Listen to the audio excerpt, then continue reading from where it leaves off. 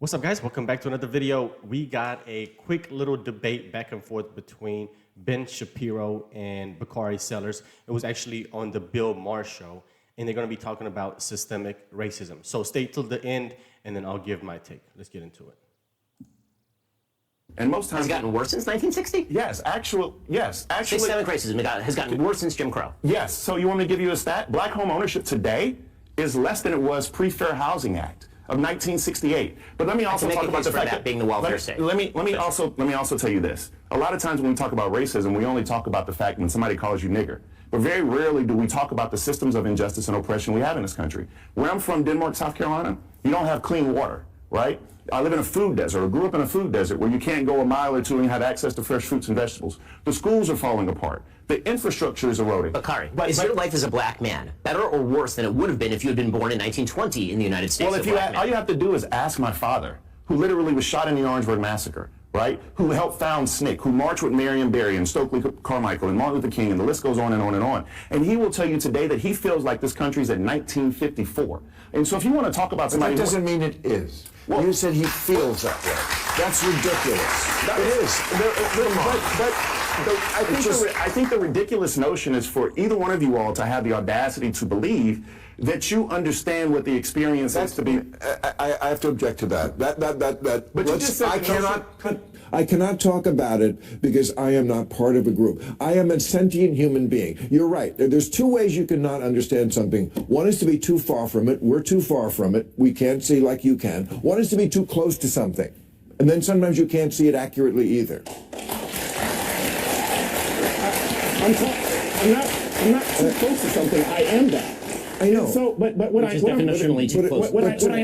am saying though is for you to discount my father's experience and say that I'm not discounting it, and to say it was silly. I'm not. No, he was shot. No, were you shot?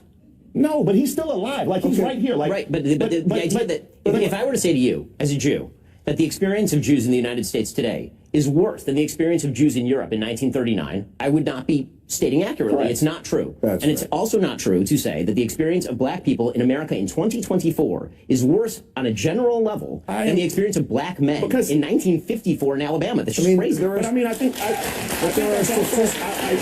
that that's decently intellectually dishonest. And that's my problem with it. I think that's genuinely intellectually dishonest, because when we go through the litany of not just imagine. So, for example, one of my major political issues is African-American female mortality, right? If you want to talk about structural racism, did you know, I'm sure you do, but black women are 3 to 4 times more likely to die during childbirth than white women. That's also true in Europe, by the way. But we're talking about the United States. I know, but the problem is you have to have a control. But we do have a control. Well, no, your statistical control. And so tell me why that is. Okay, the answer is because black people in the United States have a lower household income, median household income, which means they typically go to hospitals. I would call bullshit because it actually crosses across socioeconomic lines. So you can be my wife, who almost died during childbirth. You can be Serena Williams, who almost died during childbirth. So what's your answer? Because actually... White doctors are racist? No, but there actually is implicit bias in our healthcare delivery system. And there have been medical studies that show that people respond to the pain of black women differently than they respond to the pain of white women. Yeah, I believe that. Literally is a fact. And so I am trying to help both of you all understand that sometimes there are systems in place that just treat people differently. So that, for example, would have nothing to do with the rate of, say, pregnant obesity by various communities. There are many, many confounds when it comes to these particular issues, and unless you remove the statistical confounds, you end up with trying to blame vague, shadowy figures like implicit bias, which are innately, insanely difficult, if not impossible, to measure. I don't know what he just said. I'm sorry, you said. Well, let me break it down to you, sir, since you are not smart enough to understand what he means. What he's trying to say is that there are other underlying issues that could cause the mortality rate of black women to be higher during pregnancy. And one of those is obesity. I mean, it is a statistic that almost 80% of the black community is overweight, is obese. So without figuring out those factors first, you can't just automatically assume that it's due to racism. And then also, you can't measure racism. So you're not gonna be able to fix the issue. It will never get fixed, because I mean, how do you measure that? How are you going to prove that? This guy right here is what you call a race hustler, right? He will never want to get to the root cause or root cause of some issues because it will essentially make him unemployed, right? This is a whole grift for these people. They have to sell you your oppression and your victimhood because that's what they rely on. That's their whole employment.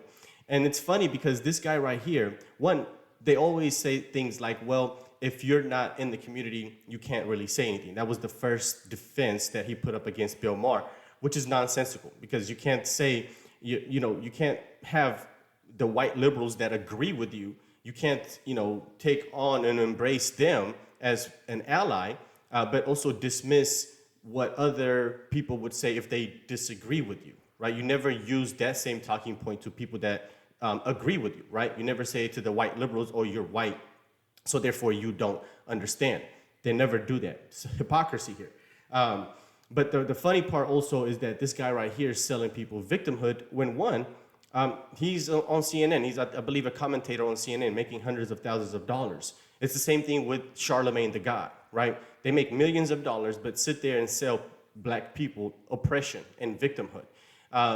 And what's even hilarious about this guy here is that there's no victims in his family. I believe his wife is a doctor and a business owner.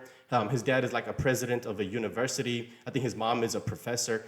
This is what you call the bourgeoisies of the black community, right? These are the grifters that sell people victimhood all day, every day, while also living in a white neighborhood. It's absolutely nonsense. It makes no sense whatsoever. I never trust these people ever, no matter what they say. They're here just to make money off of your plight, essentially. So anyway, let me know what you guys think. Let's talk about this video in the comment section.